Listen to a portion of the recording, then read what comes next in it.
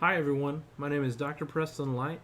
I am the Tuba euphonium instructor down at Xavier University here in Cincinnati, Ohio. I also play in the Springfield Symphony Orchestra as their principal tuba player. And today I'm going to be doing this video to help with your marching band show for this fall. So this video is going to cover the low brass 3 part, and we're going to go movement by movement talking about it. And after I talk about each movement, what's going to happen is you're then going to hear a recording of me playing the movement with the music on the screen so that you will be able to play along. So we're going to start here with the first movement. So this movement is the most straight ahead of the 3, simply because it stays at 1 tempo marking for where we come in. So it is a fast tempo at quarter note equals 168. So I've recorded it, each one of these videos, at the tempo markings listed in the music. But if you're playing along and it's hard to keep up, one thing that I recommend is using your own metronome to play these at a slower tempo. So the first and third has some fast movements in it, so we'll want to make sure that we slow it down so that we're learning it at 100% at the tempo that we choose from the beginning, and then we can work on the speed to getting it up to our performance tempo. So start slow, work your way up. Alright, so let's talk about some features in this first movement here before we listen to it and can play along.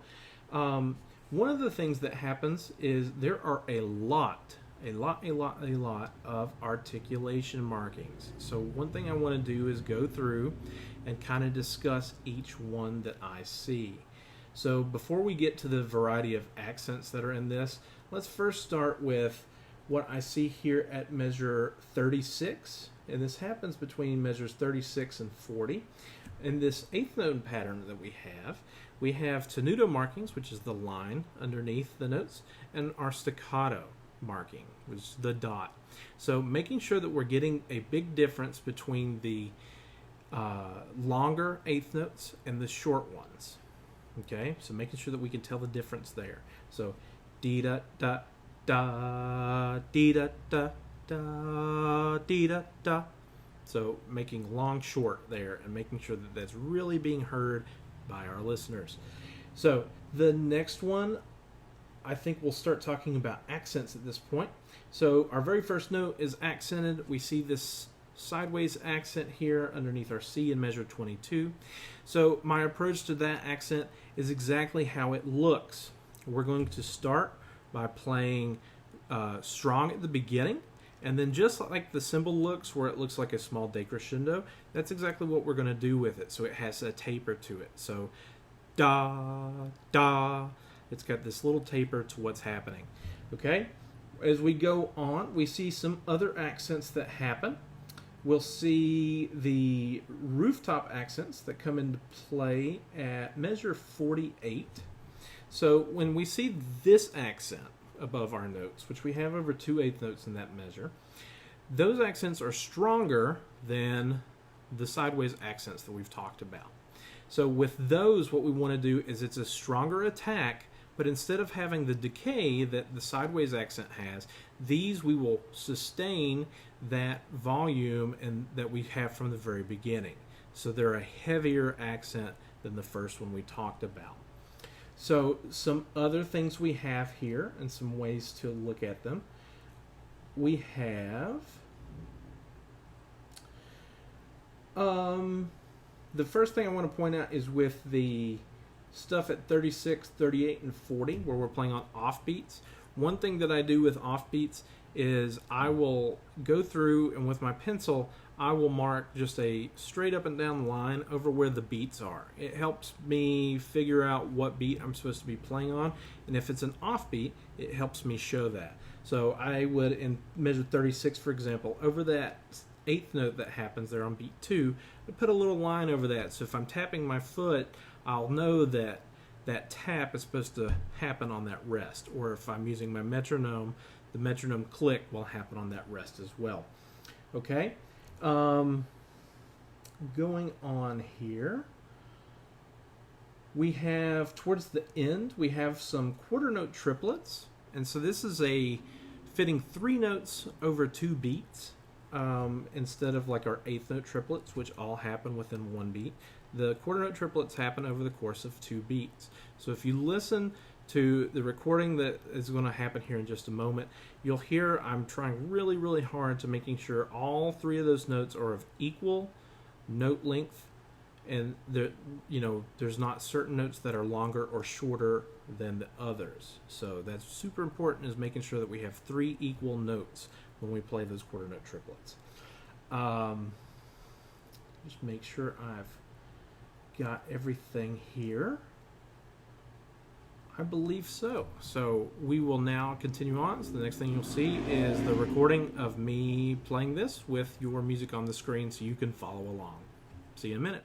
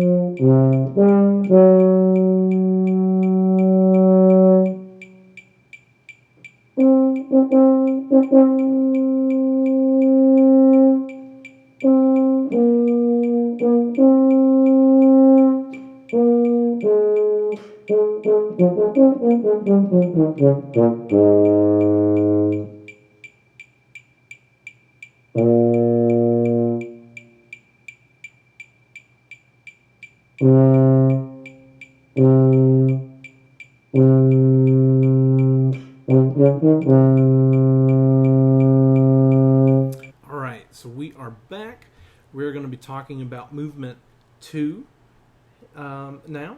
So one thing that happens from the very beginning here is we have a split part in measure 7. So we have a little bit of a split thing going on with 2 different notes. So one of the things that pops up when we talk about split parts is how do we balance them? One of the things that we need to do is everything needs to come from the bottom. The upper voice will be heard better. The upper voices project more. So we want to make sure that we're having more of the bottom split being heard than we do of the lower split, so that it's going to have a better balance together. So even with the crescendo that's marked there in measure 7, that needs to be led from the lower voice. Okay? So there's a lot of tempo changes in this one. And so what I have tried to do is for each time, it's not going to be a straight through recording like the last one was. So instead what I tried to do was, at the tempo changes, there'll be a little bit of a break, and then when you hear the new click of my metronome, I'm giving about a measure or 2 before I start playing. So you can listen for the breath, or after a couple of lessons you'll probably be able to pick up on where I'm going to start playing again. So just a little FYI there if you're trying to play along.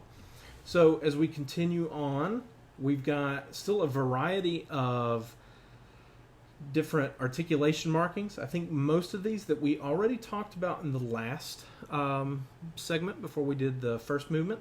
One I want to touch on is in measure 26. So this is where we've slowed down from this 120 beats a minute section. We're now at quarter note equals 72. So at this part where we come in, we see these 4 eighth notes, and they all have the tenuto markings over them, the lines underneath them. So with those, we want to make sure we're playing nice full-length eighth notes. So no break in between them. They're full length. They touch the next one with a good articulation for each note that comes after. Okay, and then in this one we have a little bit more dynamic stuff going on. These big sections like 27, and then again at almost all the way to the end, really, we're playing at a loud dynamic. So we do not want any kind of ugly sounds to happen. We want these to be nice, full, low brass chords between the other low brass parts and the tubas as well. So we have to be listening, as well as listening to ourselves and the section, the low brass section, that is. So as we're playing these with the accents and everything, there's going to be a tendency that we're going to get some less than desirable sounds that happen. So how do we kind of combat that? How do we fix it? What can we do? Well, the big thing that we can do is it comes from how we use our air. So when we're playing loud like this, we're going to be taking nice full breaths and using a lot of air into the instrument. So what we don't want to do is use all that air when we articulate with the accents that we see there. It's going to be a big tendency that you're going to want to tongue it really hard, lots of air behind it, but you won't be able to sustain that sound for very long. So when we're talking about playing loud and full, we want it to be a nice big sound by using a large quantity of air. And for where we're playing in the instrument, that air does not need to be moving fast. It needs to be supported really well from our abdominal muscles down here. So hopefully you can hear that in the recording where I'm trying to do that. We do not want these metallic, sounds like we're ripping the sheet metal off of our instruments. We don't want that. We're trying to avoid that. So yeah, I think at that point that's most of what we have in this movement. So now we're going to check it out, and I will see you in just a moment for the third movement.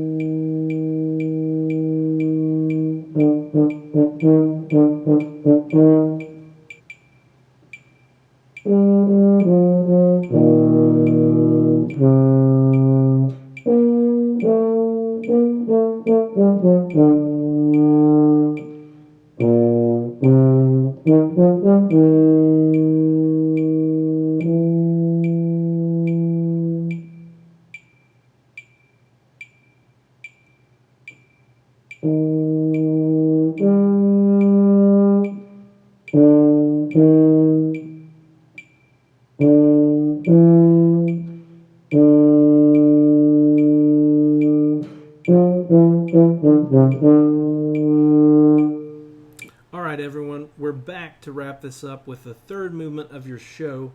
This one, there's lots of tempo changes, so again, when we get to the part where we're listening and playing along, I will have a small break for each section to adjust the tempo and for us to get set up with a measure or two before you'll start playing, kind of skipping over the rest a little bit. So, in this movement, let's talk about some things that happen. Again, this one is fast tempos. We have 150 at the beginning. About halfway through, we drop down slightly to 144, and then the ending is at 160. All of these are very quick, fast-moving tempo. So when you're doing your practice, slow practice, lots of slow practice. That's what the professionals do, and that's how we build up our technique. So from here right at the beginning, we start playing in measure 17, and when we start here, we have this kind of repetitive groove that's happening. There's a lot of information in this. We'll see accents with staccatos underneath them, so they're not the full length of the accent. They're a little bit shorter because of that, with the slurs marked in. Da da da da da da da da dee dee da dee da da da. So playing that with that appropriate space. Remember, staccato doesn't mean short; it means separated. There's space between these notes, while also doing the dynamics we have there. So we have these hairpin dynamics where we're crescendoing and we're bringing it back every 2 measures. So making sure that we're including that as well, building the tension and then letting it release as we play. So we have a lot of that happening here for the first, all the way up to measure 33. After that, we change a little bit. We kind of go back to a different type of groove. Here we have some more stuff that's going to be played on the end of the beat. We're playing some syncopated stuff. So again, like I mentioned back in the first movement, I would go through and put that little mark over where the big beats are so you can see that in your music, and that will help as you're playing this, especially as it starts to get faster. All right, There are a couple more sections in here where we have some split parts like we did in the second movement. So again, we need more of that lower part to fill out the sound. So less of the upper part, more of the lower part is what we want there. All right, the most of the second page is full of whole notes in our part.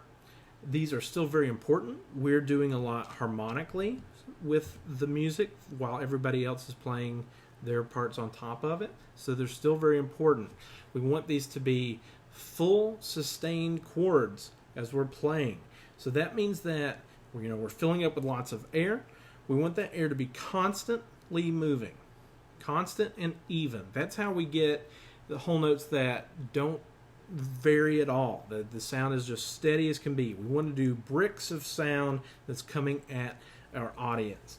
So with nice, even, steady air,